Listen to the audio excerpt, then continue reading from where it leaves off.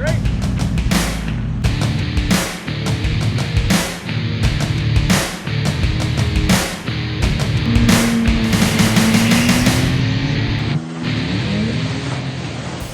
Hey guys, I'm back after a long month it's been, I suppose, I know I haven't done a video lately. The reason why is I've just been very busy. I've been building a few things, and in some cases it has been a little bit of me being lazy, but you know, whatever, right? So I mean, I've been meaning to do these videos, especially the new shocks that I just got put on about a month ago now. Just over a month, I guess it's been a month and a half ish. So it's the Bilstein 5160s, which in other words you could classify it as a 5100 Bilstein with a reservoir, but I'd still take the 5160s anyways. Reservoir is very good to have. So right now the application is just the replacement shock. They just replaced my off-road stock Bilsteins, which are 4600s. So they're awesome. You know, end of video, done, right? That's all you need to know, is that they're awesome. For a factory upgrade slash replacement, whatever you want to classify them as, they are definitely worth it. I'm gonna put some cuts in of me doing a variety of speeds along with in-cab footage as well, to show you what it's like inside the cab and also outside the truck. But the thing is though, when it comes to these kinds of videos, it's really hard to show it. It's more or less you have to ride in the truck and then you'll see the major difference, obviously.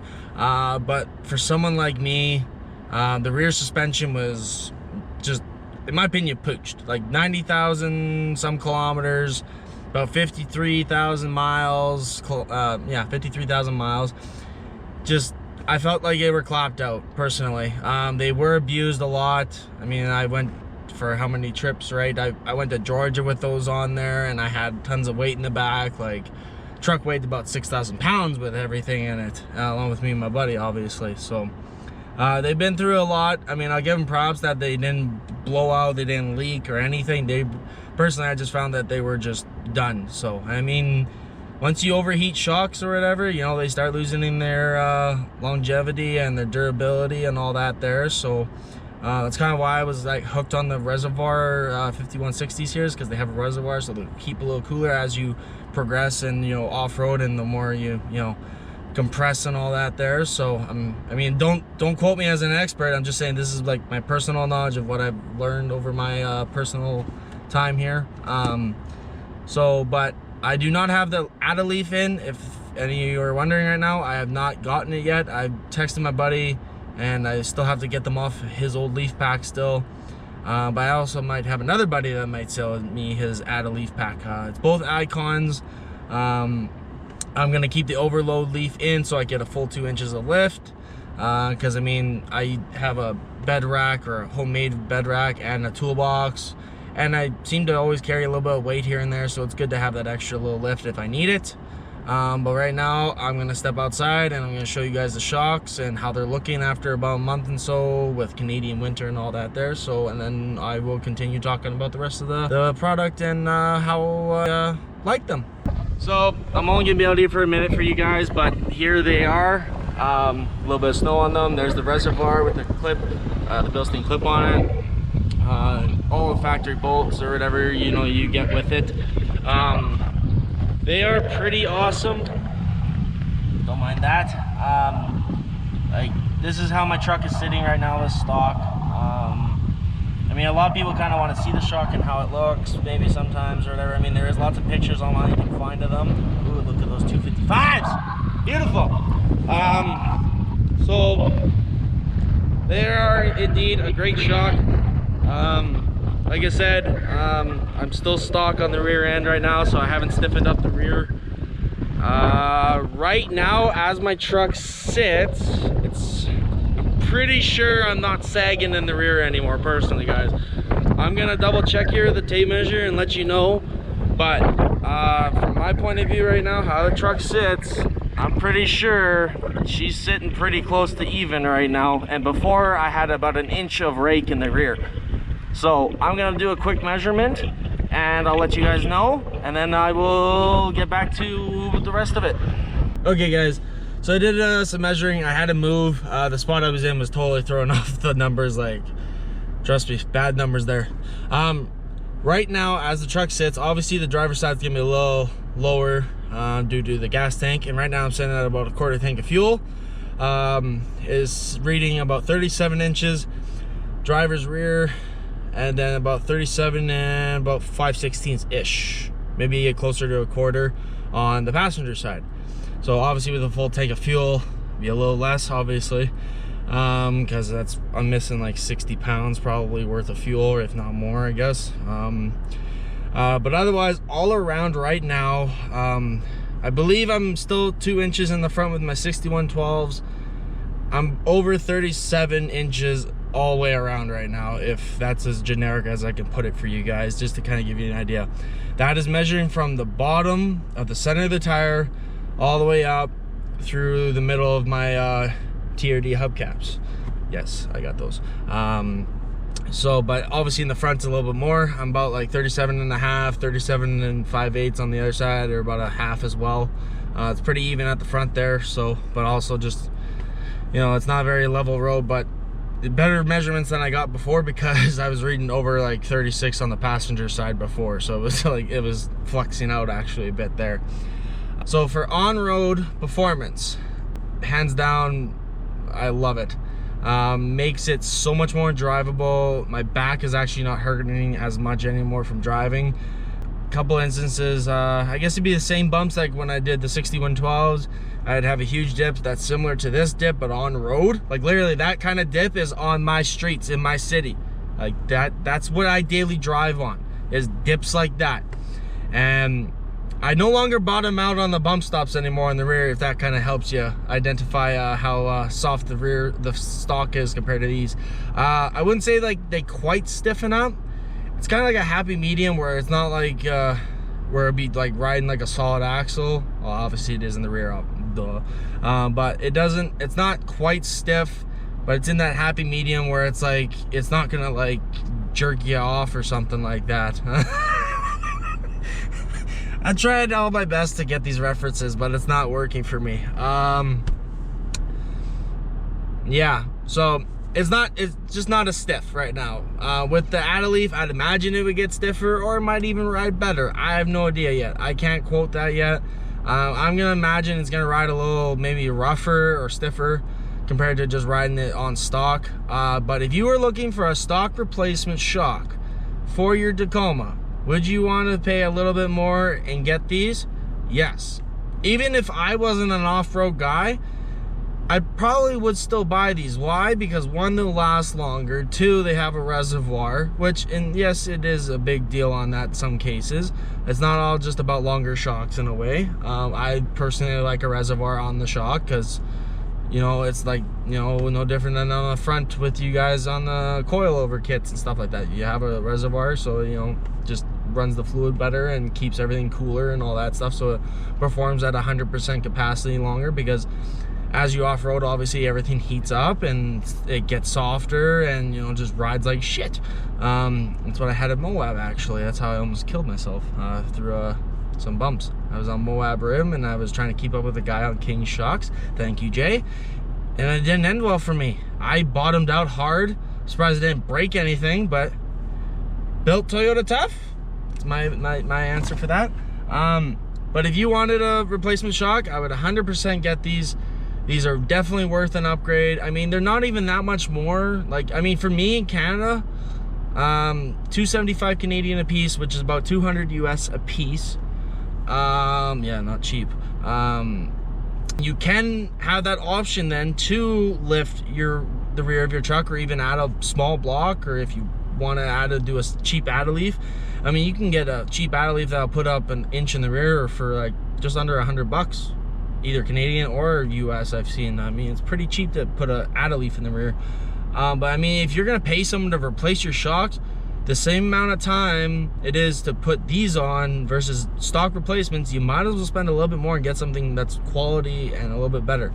My guy at work or whatever, my tech installed these. He did them in half an hour. There's nothing special to them.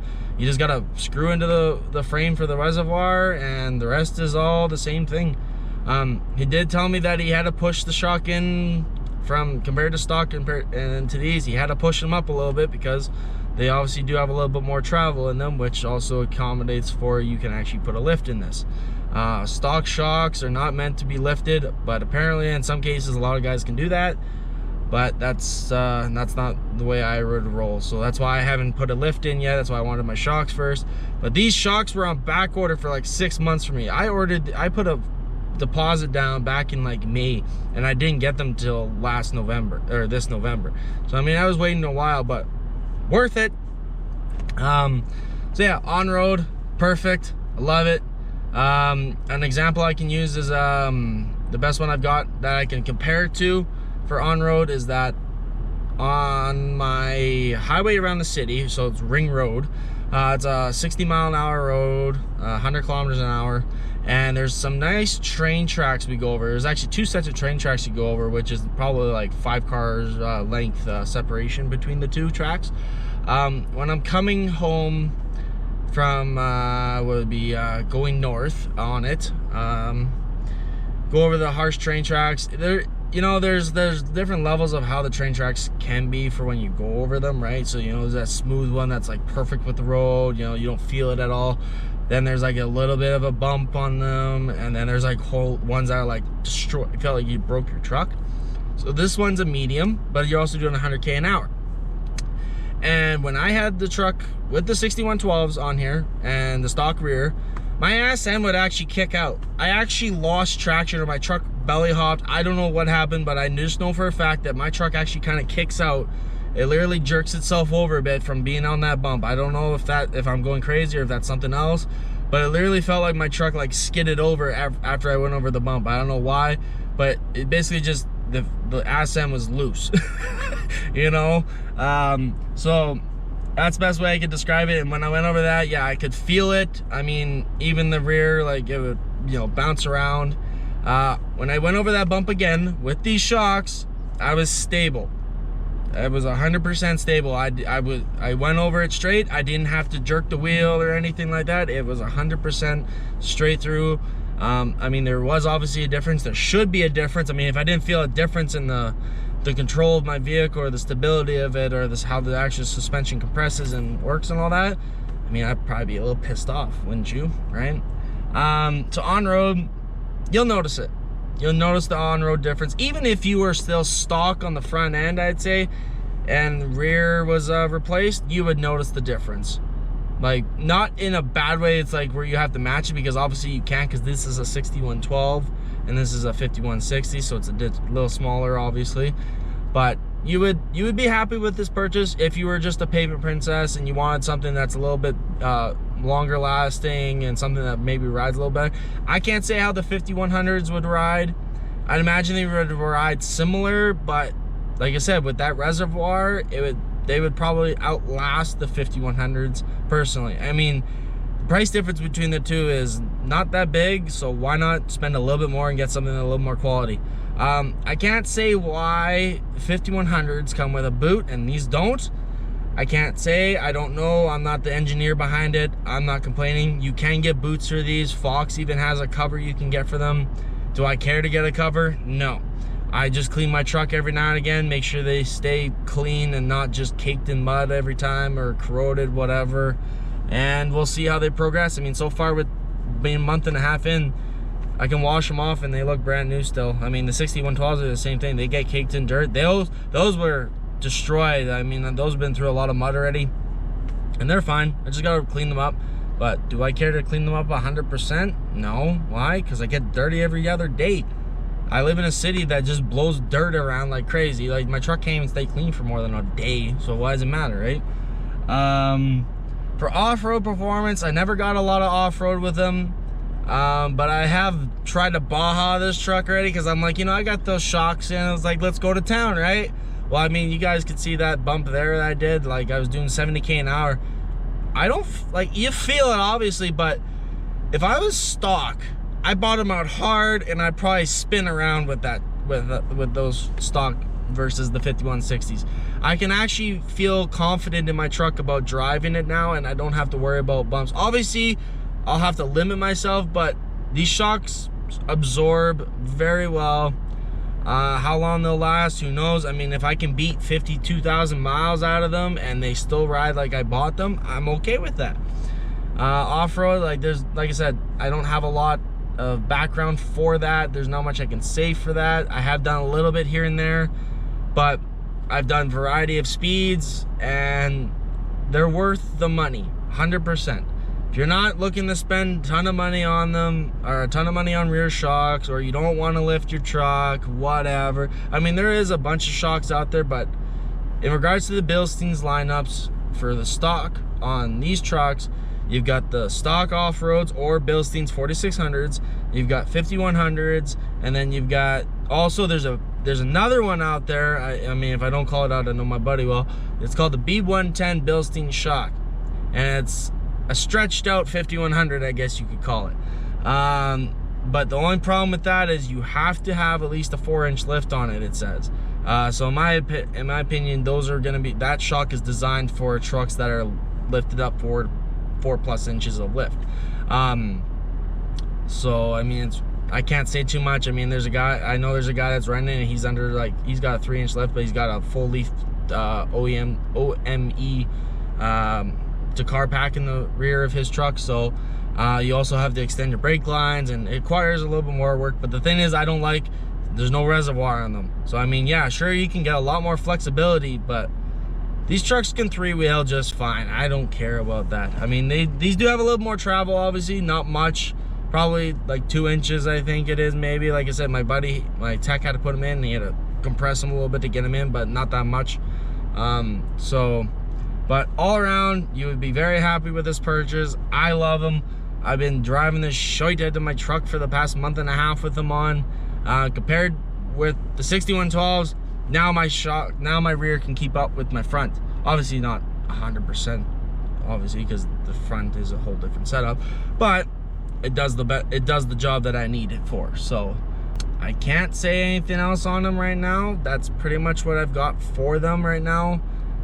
On-road, off-road, obviously I got some videos there you guys can check out on through the video here that I showed you there of the suspension work there. I haven't bottomed out yet on these, if that's something I can tell you, and I bottomed out a lot on those other ones. Bad.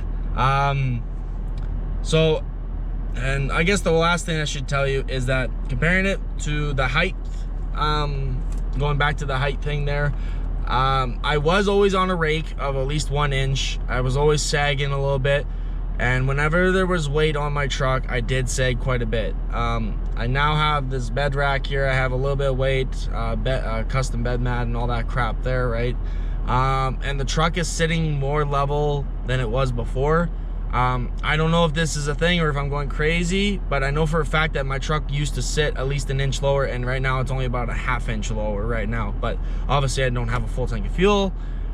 But I know for a fact that my rear end of my truck, right when I did my 6112s, I was sitting obviously higher when I first had them, but right now it was 1 inch difference, and now it's about a 1/2 inch difference or less than 1/2 inch right now. Like, there's not much difference at all, so it actually sits a lot more even.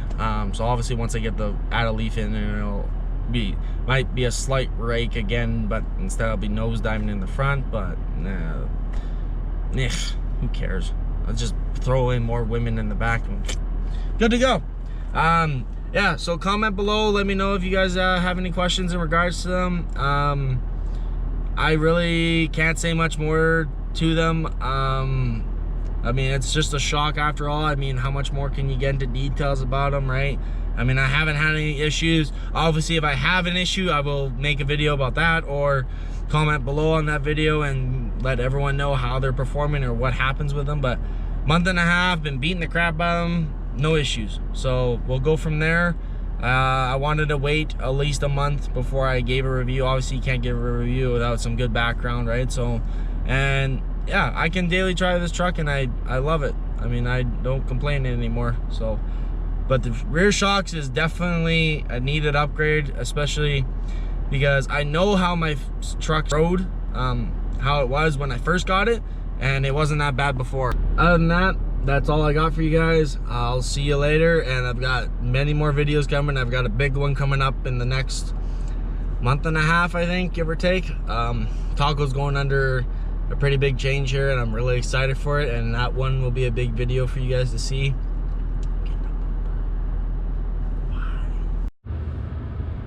So here I'm doing 50 kilometers an hour again. This time we'll be in the cab just to kind of give you a demonstration of what it's like when I go through this same bump. Just inside the cab here. I've got some stuff laying around here. I've got my keys hanging around. And I'm gonna hold my Timmies as a reference. So we're gonna stay in 3rd gear and we'll go from there. Actually 2nd gear for 50 here. So let's go. 20K, 30, 40, and here's 50.